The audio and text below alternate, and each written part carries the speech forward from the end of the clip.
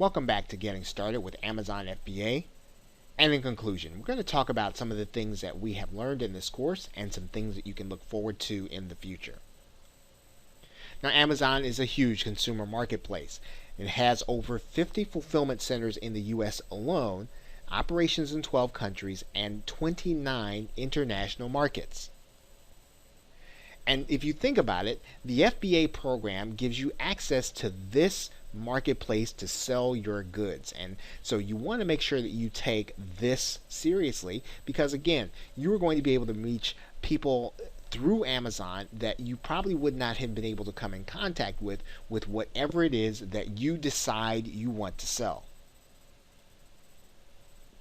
Now, the strategy of the FBA program works to the advantage of sellers who can source goods at a low price and offer a deal to consumers. So that's why if you are selling things from your thrift store, well, you're able to offer that at a really low price. If you're able to source things that you're able to get at a discount, you're able to offer those things at a low price. If you're able to put together things that are unique, you're able to offer them at a low price, and you're able to give consumers a deal, and they're able to come to Amazon to find them. So for Amazon to give you this opportunity, it allows them to make money and allows you to make money. It's a great opportunity for those who know where they can find goods to sell. Now, to get started, you will need to understand what markets you can compete in and that are acceptable to Amazon. And that's an important thing because every market is not going to be right for every FBA seller. There are going to be markets where lots of FBA sellers could probably get cheap goods, but it may not be one that you can execute successfully. So you want to think about the market that you can compete in and that's acceptable to Amazon. Where is it that you in particular can get relatively inexpensive goods that consumers will want? And if you can think about that, you'll be able to find your niche inside of Amazon FBA. Now, to be successful in the short run, what are you going to want to focus your attention on in Amazon FBA? Well, there are two things in particular that you are going to want to really nail down and make sure that you know and that you're able to execute consistently. You want to get a sense for how to know what's actually going to sell. So when you can figure out what's actually going to sell, you will then be able to get those items and you'll be able to focus on those items so that you get them to the marketplace. So really paying attention to Amazon, really paying attention to consumer trends, really paying attention to the things that people are buying and the things that make people buy. Those are going to be the kind of skills and the kinds of things that are going to make you successful as an Amazon FBA seller. And of course, what goes right along with that, and again, these are things that you want to focus on in the short run, where you can get those items in order to sell them. You can nail down those two things, you are going to be successful in any market that you decide to compete in using Amazon FBA. But now some are going to want to make this into a business, and they're going to want to make a business out of retailing goods. It's going to mean that you're going to want to understand a few more fundamentals about business and marketing. So what are you going to need to know in order to be successful with your FBA business? Now, this kind of goes back to something that we have been saying throughout the course and even in this video. You want to get good at selling a particular item or group of items. And this really means niching down and marketing down and trying to understand a particular market. Once you start to understand the trends in a couple of markets, as opposed to trying to understand markets every place, you're really going to then develop a knowledge of your customer. You're going to begin to develop a knowledge of the market, and you will then understand where you're going to get goods. So niching down, understanding a particular market or a particular group of markets is really going to help you if you want to stay a long-time Amazon FBA seller. That will mean also that you want to begin to build your own brand and then develop a unique selling proposition.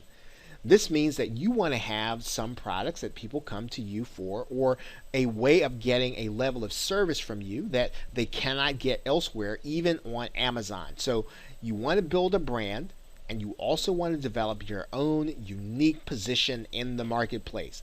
Even outside of Amazon, if there's something that a customer needs to come to you to get that they cannot get from any place else, you will then be in position to keep those customers for the long term and to continue to sell to them what it is that they need over and over and over again. You'll want to start thinking about having accessories and upsells. So in other words, once you understand a particular marketplace, you understand what people are buying, you're also going to start understanding, well, what do they need to go with the things they're buying? What is it that they'll need that will help them to enjoy their purchase more? So as you start to think about those things, those are actually going to fall into the category that we call upsell and cross-sell. So start thinking about, as you develop a niche, what can I sell along with what I'm actually presenting to the market, presenting to my buyer, that they'll also need in order to enjoy their purchases more. You want to start thinking about how you can grow a customer database. So Amazon will allow you to collect names and email addresses so that, again, you will be able to take these customers that you're getting and really turn them into your customers. Now, how are you going to do that? Well, in some cases, you're going to have items that you're going to be able to send to them and market to them, and you won't even have to market to them in the Amazon marketplace. You'll be able to market to them as if you were their primary company in order to buy the goods from. So start thinking about how you can have your own email database if you're going to be doing this long term. You'll want to start thinking about how you can collaborate with others who have larger databases. This is a great way of being able to grow your database, your customer base, and get other opportunities to sell. This is a long-term strategy for you to use with your FBA business. You'll eventually want to think about how you can scale your marketing, in other words, using paid advertising, and scale your production, hiring staff. Now, this will allow you to both do more on the production end. It'll allow you to sell more goods faster. It'll allow you to source more goods. It'll allow you to put more goods onto Amazon. And when you start to use paid advertising, you'll be able to reach more people faster. So again, in the long run, you will start to think about how you can scale the business. You want to think about how you can get PR to your brand. And so when you build a brand, you will then want to start thinking about how you can use the press, how you can use other free means in order to get attention to people that are actually going to be buying what it is that you're selling. And of course, you're going to want to learn to use the internet and social media in order to get people to your goods. And lots of people are already doing this, but it is just the tip of the iceberg in terms of marketing your overall brand and the things that you're selling as an Amazon FBA vendor.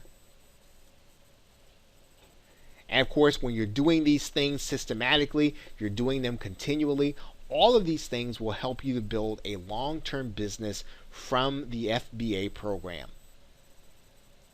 Okay, so with that, thanks, and I'll see you in another video or another course.